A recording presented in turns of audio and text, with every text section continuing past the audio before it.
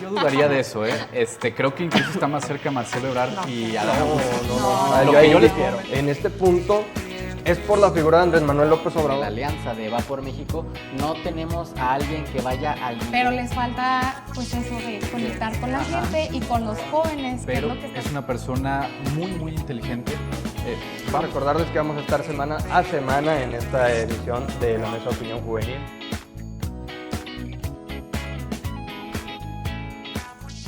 ¿Qué tal? Muy buenas noches. Nos da mucho gusto que estén con nosotros nuevamente en esta nueva transmisión de la Mesa de Opinión Young. El día de hoy tenemos un tema muy interesante que se ha tocado a nivel nacional y es la reforma al Poder Judicial. El día de hoy me da mucho gusto poder presentar a Emilio Báez. ¿Cómo estás, Emilio?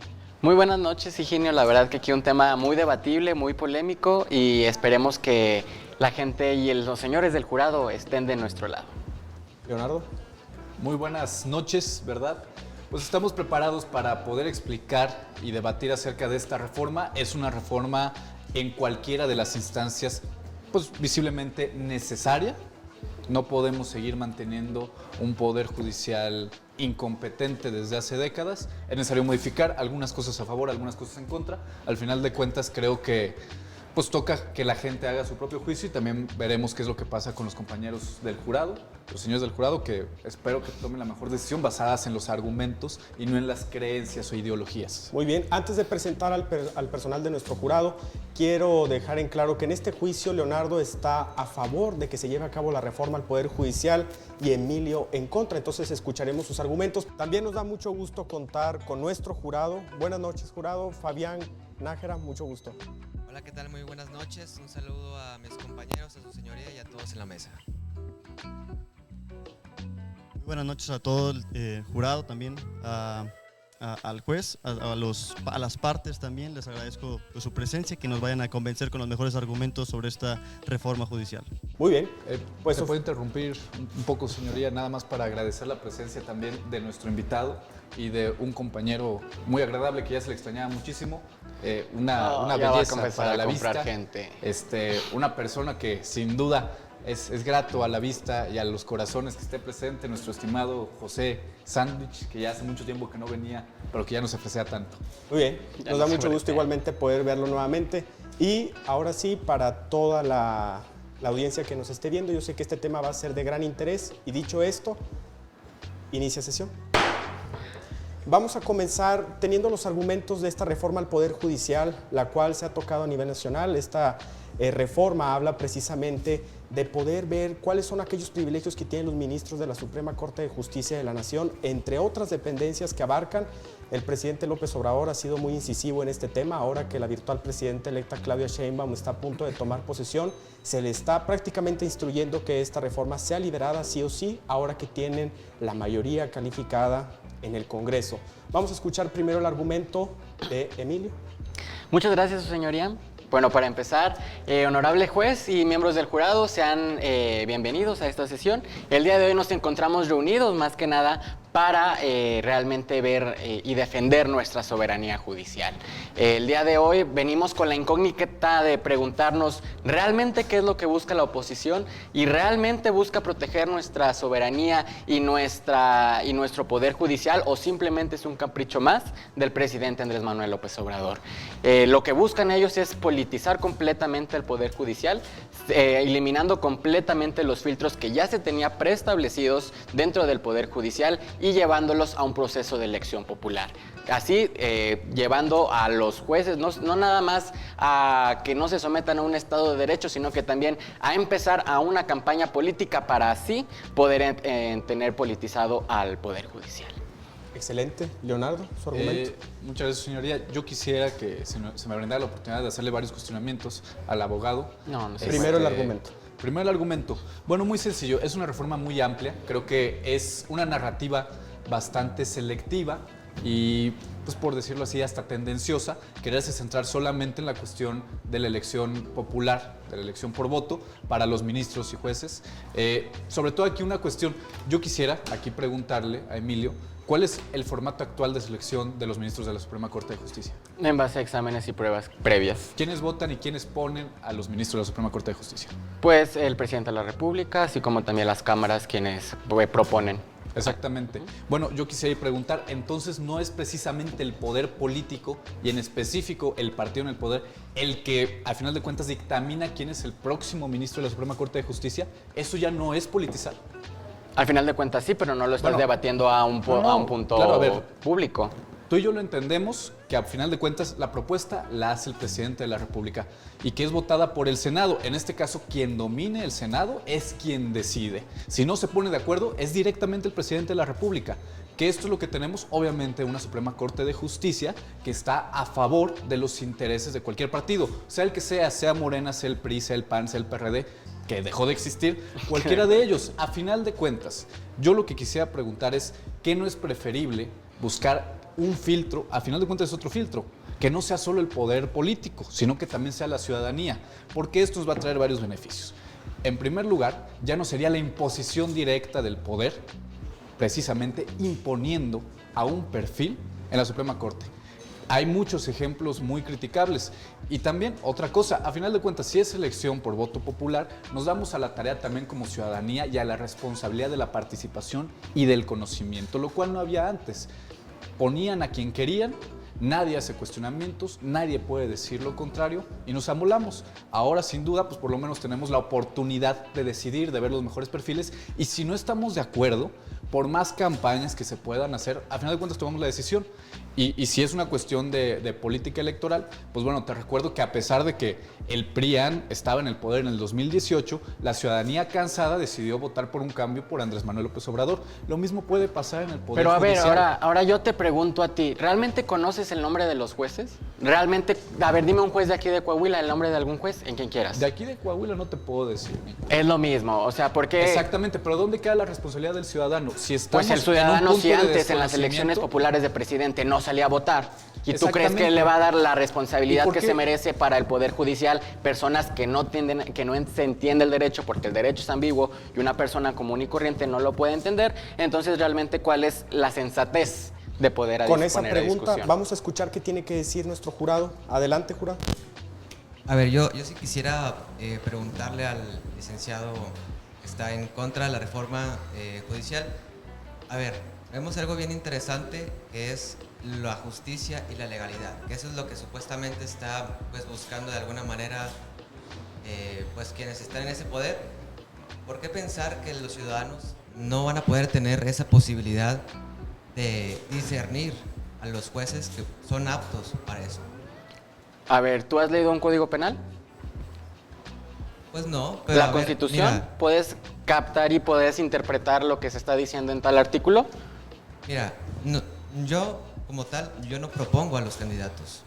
Los propone tanto los poderes del Estado y el presidente, son quienes proponen a los miembros. Y para que esos miembros puedan ser candidatos, tienen que cumplir con ciertos requisitos, ser abogados, tener cierta experiencia. Entonces yo no voy a votar, empezando por ahí, por alguien que no sepa, porque los candidatos ya tienen algún recorrido y tienen pues también los títulos que necesitan para poder llegar ahí. O sea, en dado caso, ¿por qué podríamos considerar que una persona no podría tomar una decisión de quiénes van a conformar el Poder Judicial? Porque pues también, o sea, volvemos a lo mismo, si la persona no sabe también su representante para gobernador, para presidente, muchas veces con sesgos y con campañas armadas, pues lo mismo va a pasar con el Poder Judicial, que lo que se busca es que haya una democracia y una transparencia total, entonces vamos a volver a lo mismo. A ver, vimos en diciembre una reunión de Norma Piña, la presidenta de la Corte de Justicia, con el presidente del PRI, Alito Moreno, quien incluso también había invitado a Santiago Krill. ¿Eso no es también parte de alguna relación entre los quienes conforman la dirigencia de los partidos con la Cámara Judicial? Pues si no son sesiones ordinarias, ahora sí que cada quien que haga lo que quiere y se junte con quien quiera. Está raro Yo eso, quiero ¿no? aquí alimentar Está raro. el caso con los siguientes datos. Se espera que con esta reforma al Poder Judicial se pueda abrir una convocatoria a nivel nacional para que las personas puedan ser seleccionadas, ya sea por las cámaras, las diferentes cámaras, según el perfil que tengan y poder ser seleccionados personas realmente ciudadanos, es lo que se especifica en esta reforma. Sin embargo, queda aún mucha duda en la cuestión de la selección, cómo se va a hacer la depuración de estos perfiles, cómo se va a emplear, a manejar para que la ciudadanía tenga toda la información, se sepa realmente cómo se está eligiendo. Aquí a mí me gustaría preguntarle, Leonardo, de acuerdo a la reforma, supongo que usted ya la ha leído, la tiene a la mano, ¿qué se espera en cuanto a esto? Bueno, es una cuestión muy sencilla. No solo depende del poder político, en este caso son 10 perfiles propuestos por el presidente, 5 por cada cámara y finalmente otros 10 propuestos precisamente por los ministros.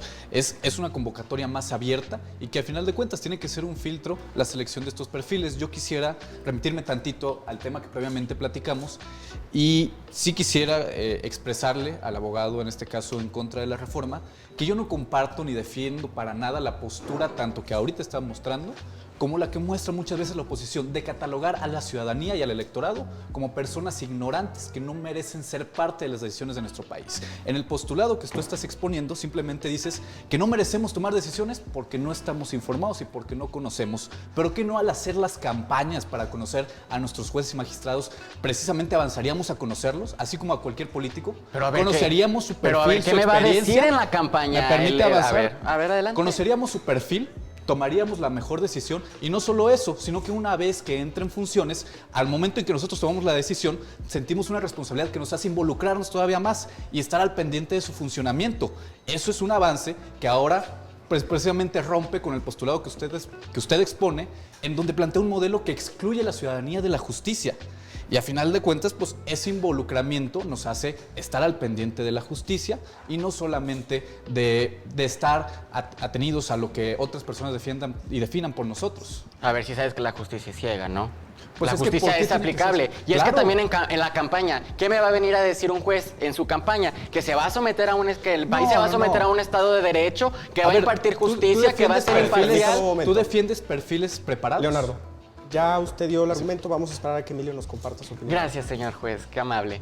¿Qué me va a decir? Que se va a impartir justicia, que va a ser imparcial, que va a poner en juego los intereses o va a prevalecer los derechos de todas las personas. Pues es lo que un juez debe de hacer independientemente sin campaña o no. O sea, ¿eso es lo que me va a decir? O me va a decir, no, pues yo te voy a hacer un puentecito o yo te voy a poner programas sociales. Claro que no, el juez es imparcial, la justicia es imparcial y se debe aplicar conforme a la ley y como ya está establecido en tratados internacionales y en base a los textos normativos. Entonces, ¿para qué me sirve una campaña? Me parece muy extraño y hasta de cierta manera fuera de lugar, desatinado, que defiendas una cuestión de puentes, de programas sociales, que dices de políticas públicas, cuando claramente creo que todos entendemos que el Poder Judicial no está enfocado en eso. Te pediría que en vez de buscar falacias, te enfoques a lo que hace el Poder Judicial. ¿En qué se va a basar el Poder Judicial en una campaña? ¿Qué va a decir? Voy a impartir justicia. Lo mejor en una campaña política para alguien que busca acceder a un cargo así en el Poder Judicial es, a final de cuentas, su experiencia, su preparación y también, ¿por qué no?, sus principios. ¿Por qué buscar que alguien diga algo que ni siquiera es de su competencia?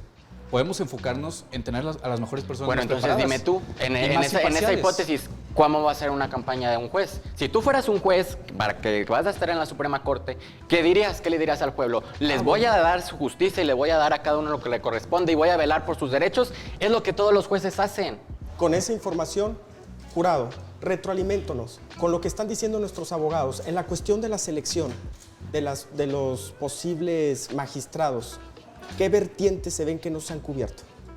Ok, primero que nada saludo a su señoría, un gusto estar aquí con ustedes, también a las dos defensoras, tanto a favor como en contra de esta reforma posible.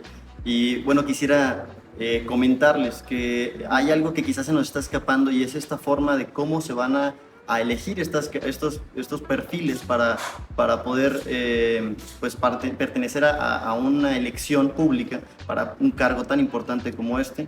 Y es que por el momento se hacía a través de exámenes, lo cual me parece lo más razonable para un trabajo como este, que creo que es lo más esencial y no debería desaparecer esa especie de filtro, porque las personas que lleguen a ser candidatos deberían previamente haber pasado por esta clase de filtros que no se deberían quitar, sino más bien yo creo y estimaría que se debería sumarle más bien a este proceso la forma de que fueran elegidos por medio del electorado, de las personas. Aquí mi pregunta también es, ¿quién se va a encargar de toda esta difusión de los perfiles de estas personas? Mucho se ha atacado ya al INE como una de las instituciones que han sido muy protagonistas en el sexenio, muy protagonistas de la política nacional actualmente. Y pues bueno, yo creo que precisamente esa distinción entre si uno de los candidatos o no tiene un perfil más adecuado, yo creo que se va a volver muy comercial en el hecho de que tengan este apoyo quizá de cuestiones privadas que les van a apoyar muchísimo más a sus propios beneficios, y ahí yo creo que van a sentirse lo mismo que los candidatos, que es lo que sucede, según a mi parecer, que se quedan en deuda con las personas con quienes apoyaron sus perfiles y sus candidaturas. Aquí, ¿cómo recompensarían, y es lo peligroso, a las personas que apoyan a sus candidatos? O sea, el dinero que se les va a inyectar a estas personas, bueno, a estas candidaturas, ¿cómo va a ser retribuido en todo caso? Es una pequeña temor que tengo, porque eso sucede día a día en los candidatos habitualmente. Entonces, con una persona que esté en el Poder Judicial, eventualmente también va a tener como que la posibilidad de pues, aceptar un dinero extra, un dinero por fuera, porque tenía condiciones para llegar a su poder. Entonces, esa yo le veo por el lado negativo, que probablemente tenga ahí sus problemas. No sé qué opinen ustedes, cómo verían en caso de la defensa, tanto a favor como en contra. ¿Cuál es el papel que puede tener entonces el INE, o quién es el que va a encargarse de este perfil de los candidatos? Comenzamos con Emilio. Pues gracias por parte del jurado. Es lo que yo también, y otra pregunta que quiero poner en la mesa es, se supone que estamos en un gobierno de austeridad y que ese dinero que se va a utilizar para los procesos electorales y las campañas de los ministros, ya se estaría gastando dinero que se pudiera invertir en otro lado. Entonces, el Instituto Nacional Electoral también es una carga extra que se le estaría dando en un proceso que se debería de omitir y que se debería seguir eligiendo por la vía tradicional. Entonces, si se va a hacer así, se debería de proponer una nueva creación de elección para que se pudieran elegir a los nuevos ministros con personas realmente capacitadas, que ya no se interviniera en el Senado de la República ni en ninguna de las dos cámaras, sino ya con esto, ahora sí, ya con todos los perfiles, se pudiera ahora sí lanzar. Pero igualmente, si el Instituto Nacional Electoral está corrompido, pues también, ¿qué nos espera? Bueno, acerca de este punto tengo varias cosas que decir. En primer lugar, yo les diría, pónganse de acuerdo. En algún momento decían que no estaban de acuerdo con disminuir los presupuestos para los partidos y ahora hablan de austeridad. Y yo te diría, precisamente, se puede buscar una austeridad real, incluso en el tema electoral. No sé si has tenido la oportunidad de estar en órganos electorales representando de alguna manera algún partido o alguna manera involucrado. Yo lo he estado y te puedo decir que a mí me parece nefasto como mientras hay cosas, hay necesidades que no se atienden, hay de repente en los órganos electorales comidas muy caras sin necesidad, más que nada cosas fantoches. Y bueno, ahora habían varios puntos que decían. Hablabas de que se quedarían en deuda con aquellas personas que los impulsaron. Y bueno, entiendo el riesgo. Es más, yo no defiendo del todo el modelo que se está planteando. Entiendo, y algo que sí defiendo, es que no me parece que la selección de los perfiles sea por una cuestión de popularidad. Sin embargo, también entiendo que a pesar de no ser perfecta, es perfectible.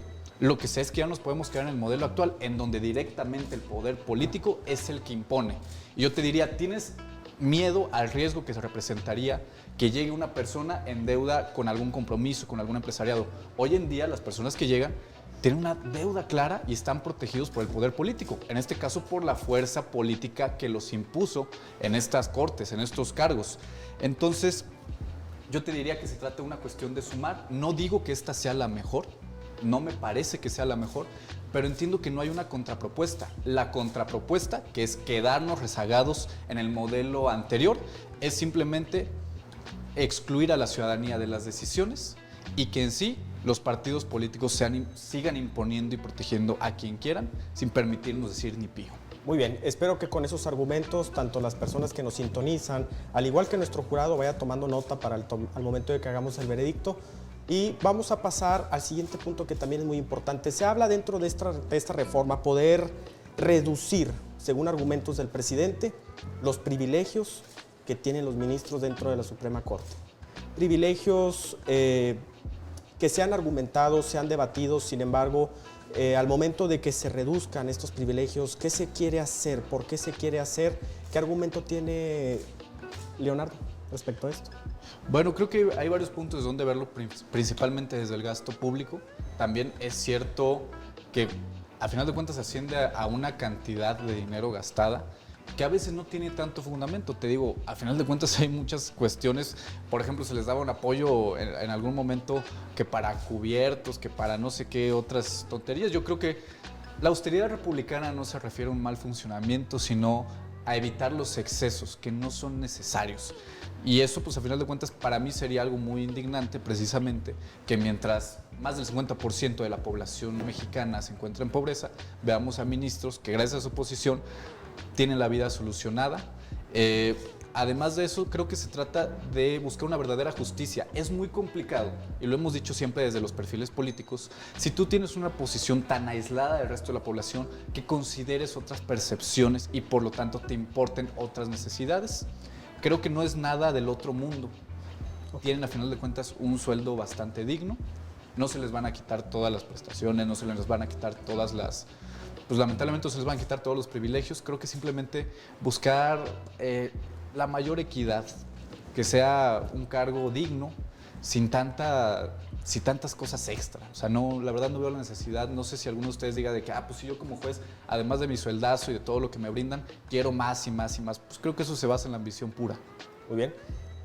Anexando a todo esto, Emilio, ¿cree usted que se deba reducir el sueldo a los ministros, los jueces, a como lo está ordenando el presidente López Obrador, aunado a la pregunta que hice inicialmente? No, yo siento que si ya llegaste a este puesto, que te tardaste muchos años, porque también aquí hay que, yo creo que no seguir el tema de la meritocracia, sino más bien el tema de la superación personal.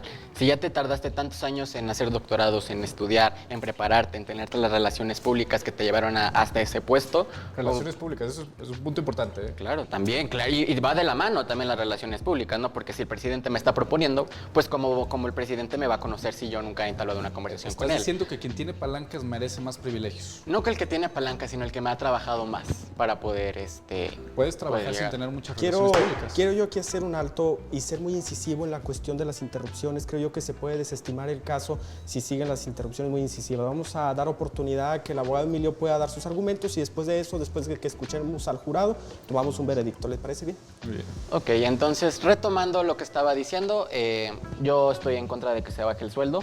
Tal vez los demás privilegios y demás cosas que a lo mejor ya estoy totalmente de acuerdo, pero el sueldo que siga siendo el mismo. ¿Jurado? Bueno, hay un tema bien interesante ahí. Uno del que me gustaría tocar es al proponerse nuevos candidatos y nuevas propuestas que no están en el poder, y quería que también ustedes me den ese punto de vista, y dando la opción a que la ciudadanía también tenga esa opción de elegir quiénes van a llegar al poder.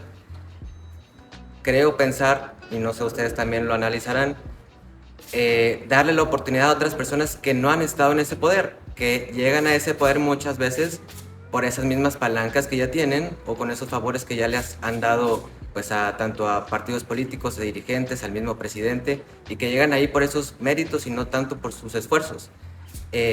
¿Cómo podrían ustedes llegar a un punto en donde ver si es realmente factible que la ciudadanía pueda votar a favor de estas nuevas figuras que a lo mejor están más preparadas, pero como no han tenido el poder o las relaciones públicas, puedan llegar a este poder?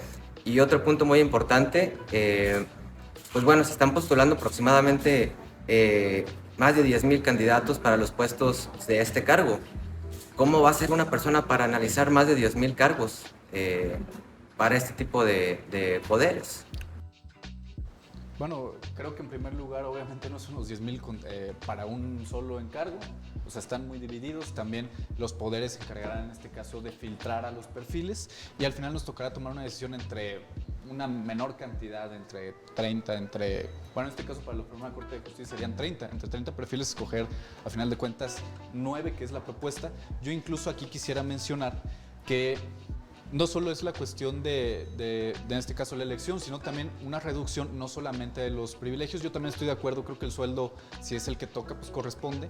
los otros privilegios que están de sobra son los que se deben de eliminar, pero también hay que mencionar que se propone una reducción de la cantidad de ministros de la Suprema Corte de 11 a tan solo 9.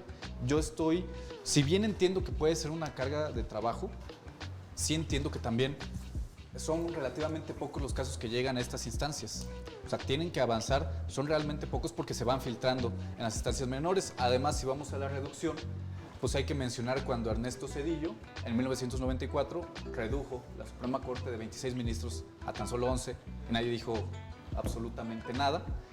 Ahora, también hay que hablar de la reducción de los periodos. Se podían mantener en el encargo hasta 15 años, ahora se propone 12, es un poquito menos y precisamente busca la alternancia entre perfiles porque es muy sencillo y muy lamentable como algunos, después de, como lo dijo Emilio, buscar las relaciones públicas para llegar ahí, terminen llegando, sentándose y solamente respondiendo a sus patrones. Emilio. Pues, ¿me puedes repetir la pregunta? ¿La primera? Sí, que era el tema de que muchas veces quienes están ahí en ese mismo poder es porque se codean junto con las relaciones públicas que ya, pues básicamente quienes los ponen ahí son otros estados, otros poderes del estado. Entonces, ¿cómo le harían cómo ven la propuesta de que ahora candidatos puedan llegar sin necesidad de tener que codearse con los poderes del estado?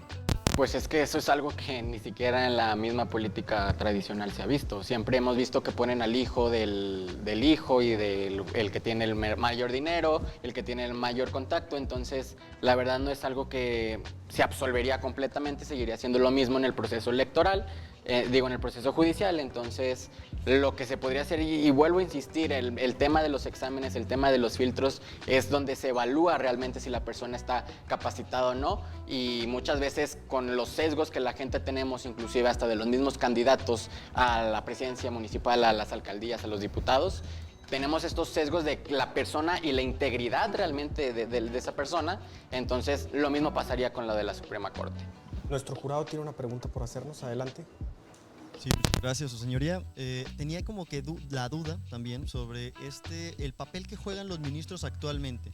¿Cómo podemos evaluar que han hecho un buen trabajo hasta ahora las personas que ya están ahí en ese poder? O sea, son 15 años en los que, ¿qué hacen los ministros? Tenemos que también tener respuesta y cierta seguridad, certidumbre en los ciudadanos de que se está cumpliendo el trabajo debidamente. Pero ¿cómo si realmente no tenemos ni idea de cómo calificar o cuantificar el trabajo que están haciendo? Entonces, yo creo que también, así como aunado está este examen que evalúa el conocimiento para adquirir este puesto, también debería haber una especie de evaluación a mediado de su puesto para evaluar el rendimiento que han tenido, qué es lo que han hecho, porque también deben responder a la ciudadanía en cierta manera, a las instancias y pues a un interés social más que nada. Sé que están defendiendo el Estado de Derecho de una manera pues honesta y queremos pensar que así es, pero mucho se sabe también, poco se sabe de las acciones que realmente toman los ministros, más allá de lo que sabemos día a día en las mañaneras, de que se están peleando con el presidente Andrés Manuel López Obrador, o que si le amparan a otra vez otros 6 meses, otros 6 años a Salinas Pliego para que pague, etcétera. ¿Cuáles son entonces esta manera de calificar el desempeño que han tenido los ministros? Y si esto va a ser tomado en cuenta también en esta nueva reforma, que lo vería indispensable, así como la revocación de mandato de gobernadores y presidentes, debería existir también una para los ministros que no cumplan con su labor. Antes de que podamos continuar con la pregunta de qué está haciendo nuestro jurado, quiero yo agregar la siguiente para poder ya tomarlas a las alegaciones finales, y es: ¿realmente está en juego la democracia? Se ha hablado mucho a nivel nacional del peligro que juega esta reforma al poner en duda la democracia y la autonomía de este poder. ¿Se está en juego la democracia?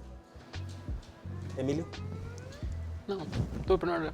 ¿Yo primero? Sí, muy tú bien. primero. Mira, varias cosas. En primer lugar, defiendo y comparto el punto que precisamente postula nuestro compañero José en la cuestión de que, a final de cuentas, como lo mencionaba, una persona que llega impuesta por la fuerza política no se siente juzgado por nadie más que por sus patrones, en este caso, aquella persona que lo impuso. Yo creo que este nuevo modelo, si bien no es perfecto, pero sí perfectible, ¿qué es lo que nos abre a las oportunidades? Que así como los políticos, si buscan, por ejemplo, un diputado que busque la reelección, un presidente municipal que busque la reelección o alguien que aspira a otro encargo tiene que cuidar sus acciones porque depende del voto popular. Y saben perfectamente que si se equivocan o si se equivocan de una manera extrema, van a ser castigados por el voto. Del mismo modo, si permitimos que siga el modelo actual en donde nadie los enjuicia, en donde nadie los toca, siguen respondiendo a los mismos. Pero si es por una cuestión del voto popular, también los jueces y magistrados saben que dependen de sus acciones para poder mantenerse, para poder ser bien vistos, en este caso por la ciudadanía. Ya no responderían solo al poder político, tendrían que responder a la ciudadanía.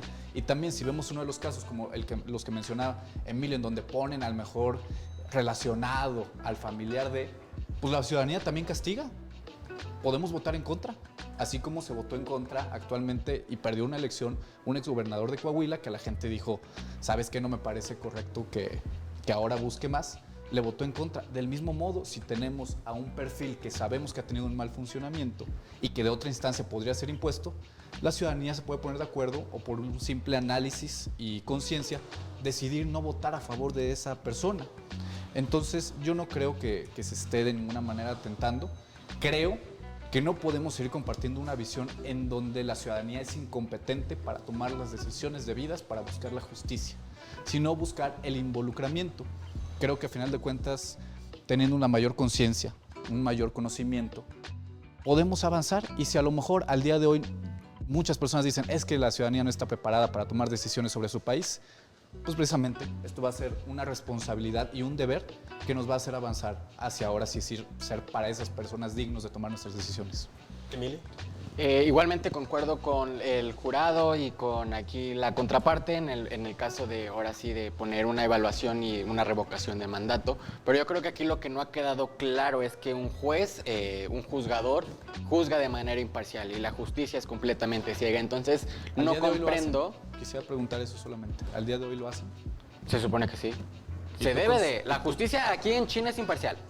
Aquí no estamos hablando de temas de valores, es imparcial. Y realmente vamos a permitir que termine, Emilio. Muchas gracias. Y también igualmente los jueces no conocen del caso hasta el día del juicio. Entonces no entiendo aquí como por qué los jueces se van a envenenar o se van a empapar de ciertos antecedentes o para declinar a favor o declinar en contra. Entonces ahí no comprendo muy bien el por qué un juez no va a juzgar de una buena manera. Al final de cuentas somos seres humanos y no podemos tener siempre estos valores de realmente darle a cada quien lo que le corresponde, que al final de cuentas así es la equidad y la justicia, ¿no? Darle a cada quien lo que le toca. Entonces, la democracia no creo que se vea afectada. Al final de cuentas, si se va a hacer así, yo creo que al final de cuentas tenemos que realmente poner lo que implica el papel de un juez y de ahí en fuera, ahora sí que... Última opinión de nuestro jurado. Tal vez yo tocaría dos cosas. La principal, el tema que hablan de la imparcialidad, que es justamente el trabajo que tiene que hacer algún ministro, algún juez, pero vemos el caso, por ejemplo, de una niña que por su mismo tío, el cual el mismo juez dijo que, pues como no le había dado información sobre el día, la hora y detalles, pues no pudo darle una sentencia al abusador. Entonces estamos viendo que realmente están haciendo su chamba como deberían de hacer quienes están en ese poder. Y otra cosa bien interesante, ¿cómo podríamos elegir correctamente o sentenciar a esas personas que están ahí en el puesto y quitarlas en dado caso, como decía mi compañero, pues juzgarlas y quitarlas en determinado tiempo, en determinado momento, que hagan este tipo de declaraciones? Pues es que, ¿puedo tomar la palabra? Adelante. Respondiendo a la última pregunta, la verdad yo tampoco sabría cómo podemos evaluar un juez respecto a los tantos juicios tuviste y en este sí lo hiciste bien y en este no, entonces ¿cómo vamos a poder evaluar realmente cómo dictó un juez la sentencia? Entonces hasta ahorita no puedo responder eso. Con todo lo que se ha mencionado, tenemos un minuto para que cada uno exponga sus últimos argumentos y que nuestro jurado pueda tomar la decisión. Adelante, compañero. Ok, perfecto. Bueno, nada más que quería recalcar que la justicia es ciega, es imparcial y que al final de cuentas se elija con un proceso electoral o no, estamos viviendo en un estado de derecho y en donde los derechos y principios de todos los ciudadanos deben de prevalecer. Entonces, al final de cuentas, los jueces están ahí para eso, para juzgar y para proteger a los inocentes y para condenar a los culpables por sus acciones. Muy bien. Yo difiero y te agradezco tu participación. En primer lugar, yo creo que aquí es una diferencia entre lo que es y lo que debería ser. Debería ser ciega, debería ser imparcial. No lo es. Los jueces hoy en día y el Poder Judicial lamentablemente no está protegiendo a los inocentes, está solapando a los culpables.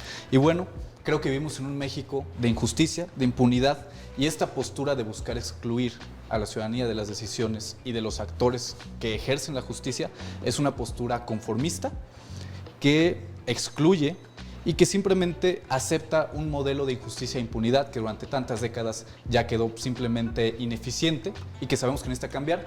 Yo creo que más que nada la pregunta queda en, ¿consideramos necesaria una reforma al Poder Judicial hoy en día? Yo diría que sí.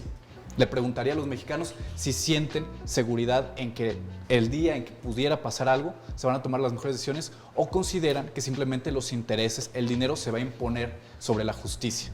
Y creo que lamentablemente todos sabemos cuál es la respuesta. Ahora, yo lo que sí quiero es que nadie decida por mí.